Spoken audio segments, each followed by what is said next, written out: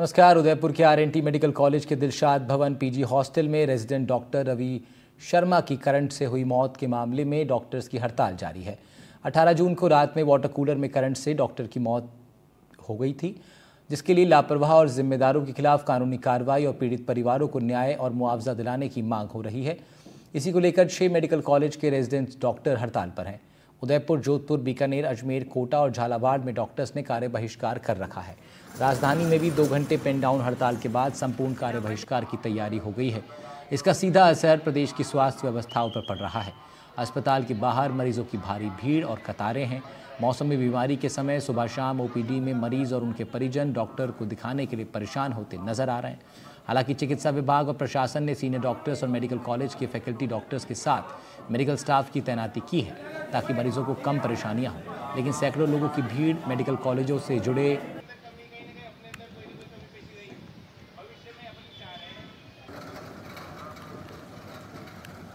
ऐसे में मौसमी बीमारियों के समय ओपीडी में मरीज और उनके परिजन डॉक्टरों को दिखाने के लिए परेशान होते नजर आ रहे हैं। इमरजेंसी और ज़रूरी ऑपरेशन ही प्राथमिकता से हो रहे हैं। बस चिकित्सा विभाग और प्रशासन ने सीनियर डॉक्टर और मेडिकल कॉलेज के फैकल्टी डॉक्टर्स के साथ मेडिकल स्टाफ की तैनाती की है और मानवीयता और सेवा के पेशे में मरीजों को कम से कम परेशानी हो, इसका ध्यान रखने की कोशिश हो रही है। दरअसल मृत डॉक्टर रवि शर्मा के परिजनों को न्याय दिलाने और हॉस्टल में व्यवस्थाएं सुधरवाने की मांग है। रेजिडेंट ने वाटर कूलर के नल को टेस्टर से चेक कर करंट भी दिखाया, बाकायदा वीडियो बनाकर सार्वजनिक किया, क्योंकि गुरुवार रात एक रेजिडेंट डॉक्टर को फिर से उसी वाटर कूलर से करंट का झटका लगा। इसके बाद हंगामा और बढ़ गया। शुक्रवार सुबह 4:30 बजे 4थे फ्लोर के नल गीजर में करंट आ रहा था। ऐसे में आज सबसे बड़ा मुद्दा है रेजिडेंट्स हड़ताल। मरीज परेशान है, लेकिन रेजिडेंट डॉक्टर्स अपनी मांगों को लेकर के अड़े हुए हैं। सवाल ये भी है कि क्यों आखिर रेजिडेंट डॉक्टर्स की मांगों पर गंभीरता से ध्यान नहीं दिया जा रहा। डॉक्टर संगीता सक्सेना प्रिंसिपल हैं केएमसी की, उन्होंने क्या कुछ कहा है। दिलशाद मीना अध्यक्ष हैं रेजिडेंट डॉक्टर अजमेर के, इन्होंने क्या कुछ कहा है वो सुनवाते हैं आप।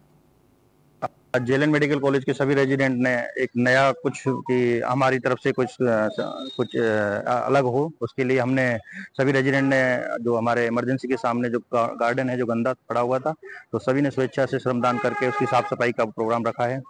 और आगे हमारा ये कि अलग से कुछ करने का, न्याय के लिए कल भीख मांगने का प्लान हमारा बजरंगगढ़ पर एकत्रित होकर सभी लोगों का एक वो रखा है। अभी उस चीज के लिए प्लानिंग चल रही है और जो भी होगा मैं आपको अपडेट कर दूंगा। रहा दूसरा ये कि अभी आज हमारे यहाँ 8वां दिन है प्रोटेस्ट करते हुए, और हमारे भाई को अभी तक जो हमारी डिमांड थी उसको सरकार ने ना सकारात्मक वार्ता की है, ना उस पर कोई इस तरह का वो लग रहा है कि वार्ता के लिए सरकार इस चीज के लिए या जो भी जिम्मेदार आदमी है वो वार्ता के लिए हमें बुलाया जा रहा है। नहीं, अभी तक बुलाया नहीं है। तो हम चाहते हैं सरकार के आपके माध्यम से मैं यही कहना चाहता हूँ कि तुरंत इस ये गतिरोध बना हुआ उसको तोड़ा जाए, और जो भी हमारी जेन्युइन डिमांड है, जो कि उसके सरकार से जो मुआवजा, उचित मुआवजा जो हमारे भाई को मिलना चाहिए, उसके परिवार को उचित मुआवजा दिया जाए। स्ट्राइक से चूंकि रेजिडेंट डॉक्टर्स किसी भी कार्य को नहीं कर रहे, इवन इमरजेंसी नहीं कर रहे, तो थोड़ा सा रूटीन सर्जरी पे काफ़ी फर्क पड़ रहा है। लोगों को जैसे अखबार में पता लग जाता है स्ट्राइक है तो फुटफॉल भी कम है पेशेंट्स का, लेकिन इमरजेंसी सुविधाओं में किसी भी तरह की किसी भी अस्पताल में कोई कमी नहीं है। सारे सीनियर डॉक्टर्स और एसआर सब लगे हुए हैं इस मुहिम में। हमारे सुपरिटेंडेंट सभी अस्पतालों के पूरे 24/7 कार्यरत हैं। इमरजेंसी सेवाओं में कहीं पे भी कोई बाधा नहीं आ रही। किसी भी तरह से कभी भी पेशेंट आ रहा है उसको टैकल किया जा रहा है और उनको अच्छे से सुविधाएं दी जा रही है, चाहे वो सर्जरी हो, चाहे वो मेडिसिन से रिलेटेड कोई हो। इस विषय पर करेंगे चर्चा। हमारे साथ एक खास पैनल जुड़ रहा है। डॉक्टर लोकेंद्र शर्मा पूर्व प्राचार्य हैं जीएमसी अलवर के, साथ ही रेजिडेंट डॉक्टर उदयपुर से जुड़ रहे हैं, और राजेंद्र त्यागी जी पूर्व एडिशनल एसपी हैं, वो भी जुड़ रहे हैं हमारे साथ। रेजिडेंट डॉक्टर हमारे संवाददाता संजय व्यास के साथ मौजूद हैं। आरएनटी मेडिकल कॉलेज उदयपुर के हड़ताली रेजिडेंट डॉक्टर्स के साथ संजय व्यास हमारे सहयोगी मौजूद हैं। बाकी पैनल पर जाएं, इससे पहले सीधा संजय के पास चलते हैं, वहीं से करते हैं शुरुआत। संजय, ज़रा बात कीजिए लोगों से और ज़रा जानिए क्या कुछ इनकी मांगे हैं और किन संघर्षों का सामना मौजूदा वक्त में लोग कर रहे हैं जिसकी वजह से इन्हें ये हड़ताल अब तक जारी रखनी पड़ी है। बिल्कुल मैं बता दूं, हमारे साथ एक रेजिडेंट डॉक्टर हैं जो बताना चाह रहे हैं कि किस तरह से क्या इनकी डिमांड है और क्या होना चाहिए जिससे कि जल्द से जल्द ये जो विरोधाभास है दोनों के बीच में रेजिडेंट डॉक्टर्स और उनको तोड़ा जाए। और जल्द से जल्द ये भी चाहते हैं कि अपनी सेवाएं देना चाह रहे हैं, क्योंकि इनका भी ये मोटिव नहीं है कि जो बीमारग्रस्त लोग बाग आ रहे हैं उनको कहीं ना कहीं तकलीफ हो, लेकिन सरकार से ये चाहते हैं कि किसी न किसी तरीके से जल्द उचित मुआवजा मिले और जो परिवार है उसके लिए एक हैंडसम अमाउंट मिले। जी बात कीजिए। जी, सारे व्यूअर्स को मेरा नमस्कार। मैं doctor Chetan Saraswat, R&D medical college Udaipur. जो घटना 8 दिन पहले यहाँ पे घटित हुई है, मेरा मानना है कि आप सभी लोग उससे अवगत हैं। जो गतिरोध बना हुआ है प्रशासन और शासन और अपने स्टूडेंट्स के बीच में, उससे आप सब लोग अवगत हैं। दरअसल हमारे सभी स्टूडेंट जितने भी रेजिडेंट डॉक्टर्स हैं, हमारी सबसे प्रमुख 3 मांग है कि जो फैमिली है जिसने अपना बच्चा खोया है, उस परिवार को एक अच्छा कंपनसेशन मिले ताकि उसको वित्तीय सहायता मिले तो वो अपना जीवन सुचारू रूप से जी पाए। और उनकी 2 बेटियां हैं तो उन दोनों बेटियों को देखते हुए एक अच्छा कंपनसेशन सरकार को देना चाहिए। दूसरी मांग हमारी ये है कि जो भी जिस भी लेवल पे गलती हुई है, जो भी घटनाक्रम घटित हुआ है, उस घटनाक्रम को एक राज्य स्तरीय कोई कमेटी गठित हो और उसकी निष्पक्ष रूप से जांच। और हमारी तीसरी मांग ये है कि जो भी लोग जिम्मेदार हैं, जो भी लोग इस चीज के लिए, घटनाक्रम के लिए जिम्मेदार हैं, उनकी जिम्मेदारी तय होने के लिए तय करी जाए उनकी जिम्मेदारी। और उनको जब तक जांच कंप्लीट नहीं हो जाती तब तक कम से कम उनको उनके पदों से या तो हटा दिया जाए या अवकाश पे भेज दिया जाए या फिर उनको कहीं ट्रांसफर कर दिया जाए ताकि जांच है उसको सफलतापूर्वक और सावधानी से किया जा सके। मेरी प्रशासन से यही बार बार मांगे। हम लोग भी बहुत ज्यादा परेशान है इस चीज से कि हम पेशेंट परेशान हो रहे हैं। हमारे अंदर जो भावनाएं हैं सेवा भाव की, वो हमें अंदर से परेशान कर रही है और हम भी इस चीज से परेशान है कि अपने बीच से भाई गया हुआ है। तो हम दोनों तरफ से इस चीज से परेशान है कि भाई जो भी कुछ हो रहा है वो सही नहीं हो रहा। तो मेरी प्रशासन से, शासन से, सभी लोगों से प्रार्थना है कि एक सकारात्मक रवैया अपनाते हुए और हमें इस हड़ताल को खत्म करना चाहिए। पर ये खत्म उसी कंडीशन में हो सकती है कि परिवार को एक अच्छा न्याय मिले, परिवार को एक राशि ऐसी मिले जिससे परिवार को खुशी संतुष्ट हो सके परिवार। दूसरा, जो भी दोषी हैं उन पर कार्रवाई हो। जैसा कि आप सबको ज्ञात है कि कल रात को भी 8 दिन बाद भी करंट आया है, तो कहीं ना कहीं किसी न किसी लेवल पे तो फॉल्ट है। तो सरकार इस चीज को कंसीडर करे और ये जानने की कोशिश करे कि दोषी कौन है इसमें, कि 7 दिन बाद भी हम लोग सुरक्षित महसूस नहीं कर पा रहे हैं हॉस्टल में। तो कोई ना कोई तो इसके लिए जिम्मेदार है, कोई ना कोई तो इसके लिए जिम्मेदारी लेगा। तो सरकार उस जिम्मेदारी को तय करे। और हम ये नहीं कह रहे कि हमें बहुत लग्जरी फैसिलिटीज आप दीजिए, पर हमारे जो मूलभूत अधिकार हैं, हमारे जीवन जीने का जो अधिकार है, कृपया उसको तो आप फुलफिल करें। कल शाम के समय यूजी हॉस्टल की भी छत गिर पड़ी, जिसका 5 सेकंड पहले उसमें से एक बच्चा पेशाब करके निकला। क्या अगर ऐसा, भगवान न करे ऐसा कभी भी हो, अगर ऐसा हो जाता कि वो छत बच्चे के ऊपर गिर जाती तो कॉलेज प्रशासन या प्रशासन किसको जवाब देता? तो कहीं ना कहीं इस कॉलेज में हॉस्टल से रिलेटेड और बाकी की फैसिलिटीज से रिलेटेड बहुत सारी समस्याएं हैं। ये तो देखिए इन सर्विस कैंडिडेट था, जो उसको कॉम्पनसेशन कुछ प्रशासन वैसे भी देगा, उसके अधिकार थे इन सर्विस कैंडिडेट होने के नाते।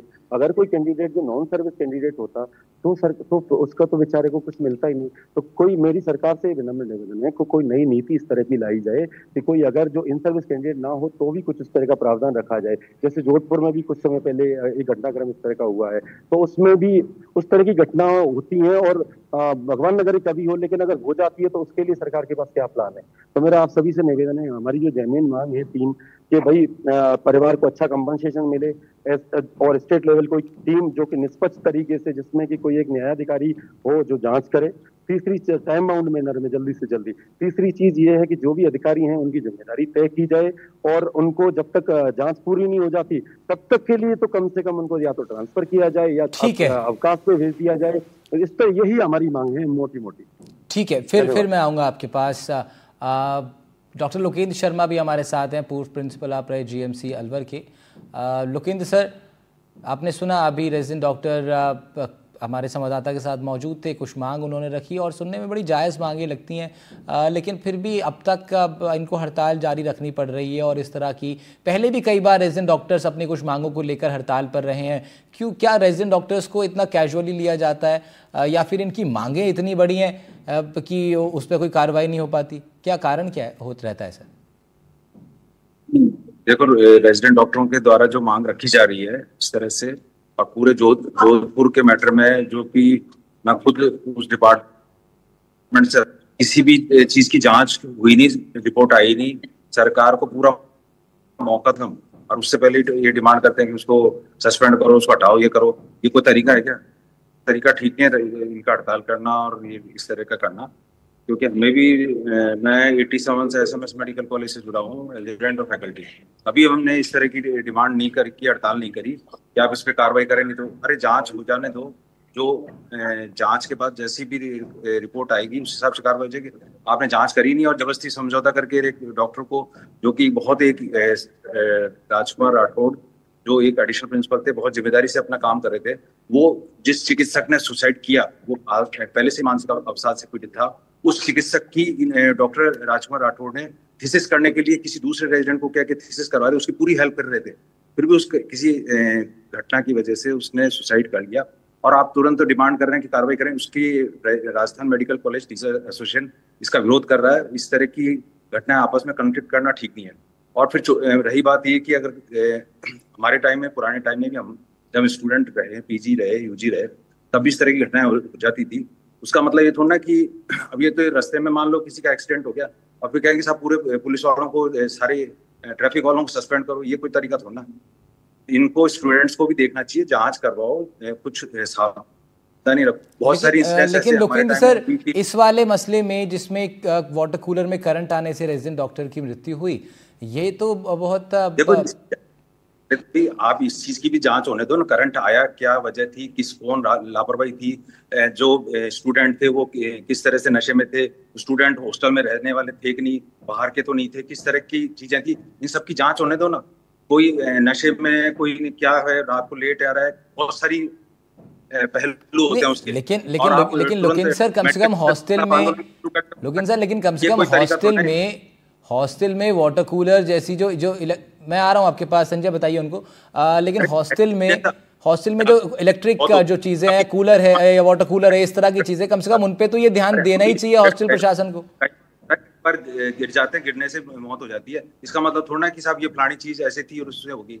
बहुत सारी ऐसी इंसिडेंट होती है जब हमारे, और आज की स्थिति है कि जो छात्र हैं वो दुनिया भर का यहाँ नशे का कारोबार हो रहा है मेडिकल कॉलेज में, दुनिया भर के ड्रग और अल्कोहल के कंसाइनमेंट आ रहे हैं। उन वजहों से कहीं एक्सीडेंट हो जाता, कुछ हो जाता है। ये थोड़ा ना कि आप कोई इंसिडेंस हो गई, ठीक है, जांच होने दो। अगर जिम्मेदार हैं, अगर कोई अधिकारी जिम्मेदार है तो कोई चिकित्सक थोड़ा जिम्मेदार होगा। मेडिकल कॉलेज का प्रिंसिपल, एडिशनल प्रिंसिपल, आप उनके पीछे पड़ गए कि उनको हटाओ और इनको कार्रवाई करो, ये कोई तरीका थोड़ा है। इसका जवाब ले लेते हैं।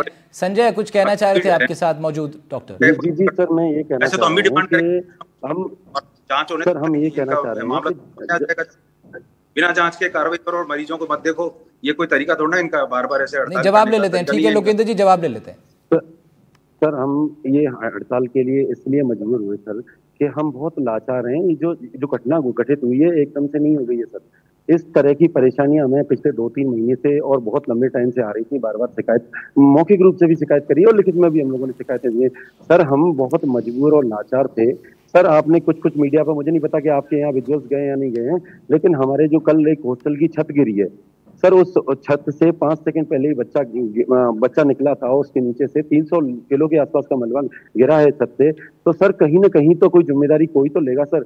हम पिछले 3 महीने से 4 महीने से शिकायतें कर रहे थे कि भाई हमारी कोई सुनो करंट आ रहा है इसमें, लेकिन सर किसी ने नहीं सुनी। अब एक घटना का इंतजार, आप घटना घटित होने का इंतजार कर रहे हो और फिर उसके बाद कोई घटना घट जाती है, तो सर फिर हम कैसे ये भरोसा कर लें कि आप हमें न्याय दे दोगे। और सर मेरी सर से एक प्रार्थना हो रहा है कि सर मुझे लगता है कि बहुत सारे लोग हैं शराब पीते हैं सर, प्लीज सर प्लीज, बहुत सारे लोग सर शराब पीते हैं, तो क्या उनको करंट लग के मर जाना चाहिए? सभी लोगों को करंट खुला छोड़ देना चाहिए ऐसे लोगों के लिए जो शराब पीते हैं? मैं नहीं मानता कि उस लड़के ने शराब पी रखी थी या नहीं पी रखी, ये जांच का विषय है। पोस्टमार्टम रिपोर्ट जब आएगी तब उसमें क्लियर हो जाएगा। लेकिन सर क्या अगर वो दारू पी भी रखी थी उसने, तो क्या उसको मर जाना चाहिए? लोकेंद्र जी कुछ कह रहे हैं, सुन लेते हैं। उसके बाद मैं राजन त्यागी जी आपके पास भी आ रहा हूँ, इनका सुन लेते हैं जरा।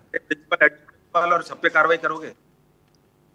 नहीं, लेकिन लोकेंद्र सर ये बात कहाँ तक ठीक है कि जो सुविधाएं मिलनी चाहिए छात्रों को, डॉक्टर्स को जो पढ़ाई कर रहे हैं, वो जो बुनियादी सुविधाएं कम से कम उन पे तो एक चेक होना चाहिए ना कि सर पूरी बिल्डिंग। अब यहाँ तो मामला ये है कि एक डॉक्टर की मृत्यु हो चुकी है वाटर कूलर में करंट आने से, और अभी एक और छात्र को करंट लगा बीते दिन, तो फिर ये तो बड़ी लापरवाही है ना सर प्रशासन की। सर 8 दिन पहले इतनी बड़ी घटना हुई है और 8 दिन बाद भी इस तरह की अव्यवस्था है, तो कोई तो जिम्मेदार होगा इस चीज का। लापरवाही नहीं, कोई तो मेडिकल टीचर्स की लापरवाही नहीं, मेडिकल टीचर की तो नहीं है, लेकिन जो हॉस्टल वार्डन है उनकी तो है। लेकिन सिस्टम में सर कोई वार्डन भी है तो जिसको जिम्मेदारी लेनी पड़ेगी सर। और वार्डन एक चीज बताओ, अगर वार्डन भी तो डॉक्टर है, ये कार्रवाई की किस आधार पर डिमांड कर रहे हैं? हम इन डिमांड नहीं करेंगे मेडिकल टीचर्स के खिलाफ। प्रिंसिपल जिम्मेदार है, मैं नहीं कहता कि सर ठीक है संजय, उनसे पूछिए कि आप उनसे पूछिए कि ये तरीका हड़ताल पे जाने का तरीका कितना ठीक है उनके हिसाब से। इनका आपने हड़ताल की धमकी देके समझौता करा के हमारे डॉक्टर के खिलाफ कार्रवाई कर दी, मेडिकल टीचर के खिलाफ,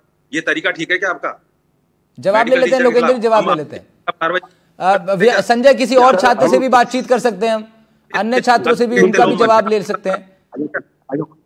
अरे इतनी बार इन्होंने हड़ताल करी और बिना इन्होंने तनख्वाह नहीं मिलनी चाहिए। ठीक है, ठीक है, इसका जवाब लेंगे सर, इसका जवाब लेंगे। इतने मैं राजेंद्र त्यागी जी के पास जा रहा हूँ। राजेंद्र त्यागी साहब, अब बात तो ये है कि अब तमाम जो छात्र पढ़ रहे हैं, रेजिडेंट डॉक्टर्स हैं, पढ़ाई भी कर रहे हैं, डॉक्टरी भी कर रहे हैं, इनकी बुनियादी मांगे हैं। इनका कहना है कि हॉस्टल के अंदर सुविधाएं ठीक हों, इस तरह की लापरवाहियों से अगर एक छात्र की मृत्यु होती है तो वो बड़ा नुकसान है, ये सब चीज़ें नहीं होनी चाहिए। और हॉस्टल्स में जो सुविधाएं हैं कम से कम उनको चेक करते रहना चाहिए, खासतौर से ऐसी चीज़ें जो कि किसी की जान ले सकती हैं, जैसे कि बिजली से चलने वाली चीज़ें, तो कहीं करंट तो नहीं हो रहा है, इस तरह की ये सब बुनियादी बातें हैं। इस पर भी अगर कोई हॉस्टल या कोई मेडिकल कॉलेज का प्रशासन ध्यान नहीं देता तो फिर सवाल तो खड़े होंगे, आक्रोश तो आएगा छात्रों में। बिल्कुल राहुल जी, बिल्कुल सही बात है। हॉस्टल में आपको मैं यही तो बात हूँ, चूंकि ये सरकारी हॉस्टल है, यहाँ की व्यवस्था को संभालने वाला, सुपरविजन करने वाले की लापरवाही है इसमें।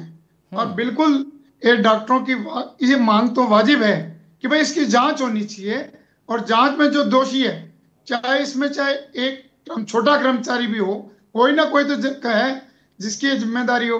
डॉक्टर साहब फरमा रहे हैं कि हमारे टाइम में ऐसा था, ये उस समय हमने भी देखा है जब लड़के एमबीबीएस करने आते थे। मैं अजमेर में था, कैसे लड़के एमबीबीएस में जब उसमें आते थे कॉलेज में, बिल्कुल एक लाइन में चलते थे, छोटे बाल रखते थे, काले जूते पहनते, बड़ा डिसिप्लिन था, वो जमाना था।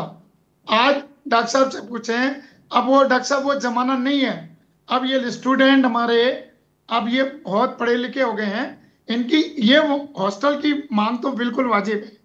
आप देखिए, कोई भी हो, यदि करंट लगने से कोई आदमी मर रहा है, आप एक जरा सी बात हुआ, कोई एक्सीडेंट हुआ, आपने फरमाया एक्सीडेंट के, एक्सीडेंट पे भी लोग रोड जाम कर देते हैं, मुआवजा लेते हैं, सरकार से अपनी बातों को मनवाने के बाद ही रोड जाम खोलते हैं। तो यदि यही आज किसी दूसरे समाज का होता, एक और वो समाज इसको लेके यहाँ बैठ जाता, तो बिल्कुल उनकी मांगे होती। यहाँ इसमें राजनीति होती तो उसकी मांग पूर्ति होती। ये डॉक्टर्स की मांग है, डॉक्टर्स की वाजिब मांग है। मैं ये नहीं कहता कि आप किसी प्राचार्य को या जो भी वहाँ वार्डन हो उसको हटाएं। भाई वार्डन को ऐसी बड़ी पोस्ट नहीं है, वार्डन तो आप दूसरा भी बना सकते हैं। उनको जरा था, जब तक जांच नहीं हो आप दूसरी जगह शिफ्ट करके उसकी जांच करा और त्यागी जी, फिर एक बात ये भी है ना, जिस वाटर कूलर में करंट आने से एक छात्र की मृत्यु हुई, अभी बीते दिन ये बता रहे हैं कि एक और छात्र को करंट लगा, यानी कि उस पर ध्यान ही नहीं दिया गया। आप बताइए, जब आप इतनी लापरवाही चल रही है और उसके ऊपर कोई संज्ञान ही नहीं ले रहा, तो जब कोई संज्ञान नहीं ले रहा तो ये अपना प्रतिरोध, अपना आक्रोश जताने के लिए पेन डाउन, हमारे यहाँ जैसे कहते हैं पेन डाउन स्ट्राइक हो गई, तो डॉक्टर्स की एक स्ट्राइक है। स्ट्राइक तो नहीं कर रहा मैं, इसको तो वाजिब नहीं मानता कि अपना काम बंद कर दें, मगर अपना प्रतीकात्मक यदि वो रखें आक्रोश और अपना पेन डाउन टाइप कोई वो रखें, तो मैं सोचता हूँ कि ये अच्छा रहेगा। ठीक है, जिससे मरीजों को भी परेशानी ना हो। रेजिडेंट डॉक्टर के पास एक बार फिर चलते हैं। यदि ऐसी लोकेंद्र जी आऊंगा, आ रहा हूँ आपके पास। मरीजों को परेशानी हो वो वाजिब नहीं है। ठीक बात है त्यागी जी, बिल्कुल ठीक बात है। जी संजय, जरा बात कीजिए, एक और छात्र हमारे सामने है, मैं इनसे जरा ये भी पूछिए, क्या कुछ स्थिति अभी बरकरार है, क्या बातचीत हो पाई है इनकी मेडिकल कॉलेज प्रशासन से, कितनी संभावनाएं इनकी मांगे पूरी होंगी? जी सर, मैं doctor Dipendra, president Udaipur resident doctor association. Sir, अभी भी प्रशासन की तरफ से जिम्मेदारी तय नहीं की जा रही है, ना कोई पर्टिकुलर किसी की जिम्मेदारी को बताया जा रहा है कि ये इस घटना के लिए जिम्मेदार है। अभी भी प्रशासन लीपापोती में लगा हुआ है। अभी भी आश्वासन दिया जा रहा है कि आगे हम ये कर देंगे, आगे से ऐसा घटना होगी नहीं। अभी रात को भी यहाँ पे 2 इंसिडेंट्स हुआ है कि वाटर कूलर में जो हॉस्टल है उसके 6th फ्लोर पे पूरे में करंट आ रहा है। इवन जो वाटर कूलर उसमें करंट आ रहा है, बाकी स्विचेज का करंट आ रहा है। फिर जिस वाटर कूलर से घटना हुई 4th फ्लोर पे, उसी वाटर कूलर में वापस से करंट आ रहा है। अभी भी उसके जिम्मेदारियों ने 9 दिन का टाइम बीत चुका है। इसके बाद में किसी की तो जिम्मेदारी होगी ना सर, उसको सही करने की, उसकी जिम्मेदारी लेने की। अर्थिंग से रिगार्डिंग कई इश्यूज है, बाकी इनके पास क्लियरेंस नहीं है। हर बार क्लियरेंस का नाम देके इनको पीछे हटा दिया जाता है कि क्लियरेंस ये है, हमारे पास इस चीज का सर्टिफिकेट है, लेकिन कोई जिम्मेदारी तय नहीं की जाती। प्रशासन भी अभी सो रहा है, अभी जिम्मेदारी से भाग रहा है। किसी की तो जिम्मेदारी होगी, किसी को तो जिम्मेदारी लेके उसके खिलाफ कार्रवाई करनी चाहिए थी प्रशासन को अभी तक। लेकिन आप अपना नाम बताएंगे एक बार फिर से? आप अध्यक्ष हैं इस medical college resident doctors association के। जी, डॉक्टर दीपेंद्र सेवदा। डॉक्टर दीपेंद्र, मैं आपसे ये भी इस बीच जानूंगा, आपकी तमाम मांगे जो आप लोग कर रहे हैं, लेकिन ये जो स्टेथोस्कोप आपने अभी आपके साथ है, क्या ये अच्छा लग रहा है कि ये किसी उपयोग में अभी नहीं आ पा रहा? क्या हड़ताल एकमात्र तरीका है? जी सर, जब हमारे को रिस्पांस नहीं दिया जाता 12-12 घंटे, जगह हमें एक डेड बॉडी, हमारी जो बॉस की डेड बॉडी जो हमारे साथ रात को बैठे हुए थे, उनकी बॉडी लेके भी हम 12-12 घंटे तक बैठे रहते हैं। तब तक भी प्रशासन नींद में सोता रहता है कि उनको ये तक पता नहीं चला कि बॉडी हो गई, डेड बॉडी हो गई। फिर भी वो हमारे ऊपर सबको अवगत कराने के बाद में भी जिम्मेदारी से भाग रहे हैं। हम भी मरीजों की सेवा करना चाह रहे हैं, लेकिन प्रशासन हमारी जान से नहीं कि हम हॉस्टल में जाए तो जहाँ पानी बने जाए वहाँ पे हमारे को करंट से मृत्यु का डर हो। और डॉक्टर दीपक, जो डॉक्टर राकेश ने जो आत्महत्या की, उस प्रकरण पर आप तमाम लोग क्या सोचते हैं? जी, वहाँ पे भी कहीं ना कहीं प्रशासन की लापरवाही थी। हर बार रेजिडेंट डॉक्टर को हड़ताल पे जाने के बाद में उनकी बातें क्यों नहीं सुनी जाती है? जब जरूरत बेसिक ये सीखना पड़ेगा कि समझना पड़ेगा कि रेजिडेंट डॉक्टर आखिर मजबूरी में हड़ताल में जाते हैं। उनको कोई दिक्कत नहीं है, वो मरीजों की सेवा तो डेली 18 से 24 घंटे तो वैसे भी इतनी ड्यूटी होती है रेजिडेंसी में कि वो सेवा करना ही चाहते हैं। तो वो स्ट्राइक में जाके खुश नहीं है, वो बिल्कुल हताश होकर लास्ट में मजबूरी में उनको हड़ताल पे जाना पड़ता है। ठीक है, डॉक्टर लोकेंद्र छात्र कह रहे हैं, ये डॉक्टर दीपक कह रहे हैं कि भाई मजबूरी में लास्ट ऑप्शन होता है हड़ताल पे जाना, वो नहीं जाना चाहते, वो तो इसमें सेवा देने आए थे अपनी। के खिलाफ भी मेडिकल कॉलेज टीचर्स भी हड़ताल पे जाने की सोच रहे हैं। इस तरह की हरकतें कर रहे हैं, जबरदस्ती डॉक्टर्स को सस्पेंड कर रहे हैं, कार्रवाई कर रहे हैं। इसके खिलाफ डॉक्टर्स टीचर भी धमकी दे रहे हैं पेंट ऑन स्ट्राइक करने की। ये कोई इनका तरीका थोड़ा है, जांच की रिपोर्ट आई नहीं उससे पहले कार्रवाई करें। और डेड बॉडी को लेकर बैठ जाना तो कानूनी अपराध है। वैसे भी इनको सबको सजा होनी चाहिए, अरेस्ट होने चाहिए। लोग डेड बॉडी का प्रदर्शन अगर कोई अस्पताल के बाहर मरीज करता है, आम जनता करे, जब तो ये हल्ला करते हैं, और ये खुद डेड बॉडी को लेकर प्रदर्शन करें, अच्छी चीज है ये। नहीं तो ठीक है डॉक्टर लोकेंद्र, फिर आप अनुभवी आदमी है डॉक्टर लोकेंद्र साहब, आप अनुभवी आदमी है, एक लंबा अनुभव आपका रहा है, आप कुछ सजेस्ट कीजिए ना, क्या करना चाहिए इन सबको? क्या करना चाहिए? जा नहीं रहे वो इस चीज के लिए।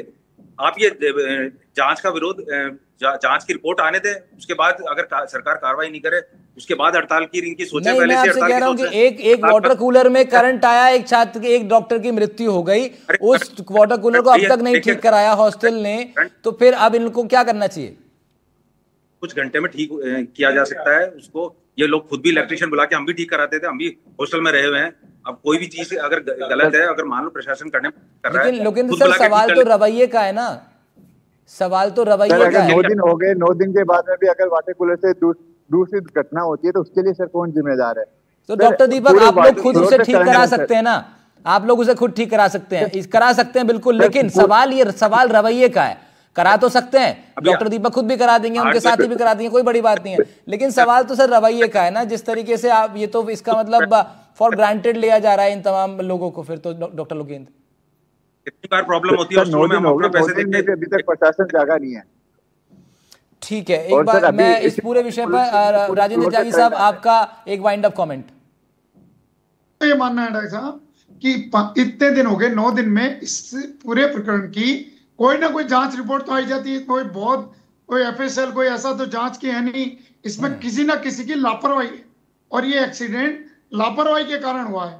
तो मेरा तो मानना है कि इतना टाइम लग रहा है, इसकी तुरंत जांच आए, तुरंत इस पे एक्शन लिया जाए। ठीक है, और इनकी जो वाजिब मांग है, जब इनके जो परिवार के लिए जो भी सहायता है, वो सहायता प्रशासन, शासन को करनी चाहिए, सरकार को करनी चाहिए। ठीक बात है। जब आप किसी आत्महत्या प्रकरण में आप सरकार उनकी मांगे मान रही है ये तो एक डॉक्टर है और सरकारी हॉस्टल के अंदर वहां उसका ये एक्सीडेंट बड़ी लापरवाही से हादसा हुआ है। ठीक बात है, बड़ा बहुत शुक्रिया, लापरवाही से बहुत शुक्रिया हुआ। राजेंद्र त्यागी साहब आपका अपने महत्वपूर्ण कमेंट देने के लिए। उधर डॉक्टर लोकेंद्र आपका भी शुक्रिया और तमाम रेजिडेंट डॉक्टर्स का भी शुक्रिया, आपने अपनी बात रखी। हम लोगों ने कोशिश की आपकी आवाज़ को एक प्लेटफॉर्म देने के लिए और लगातार कोशिश इस तरह की जारी रहेगी।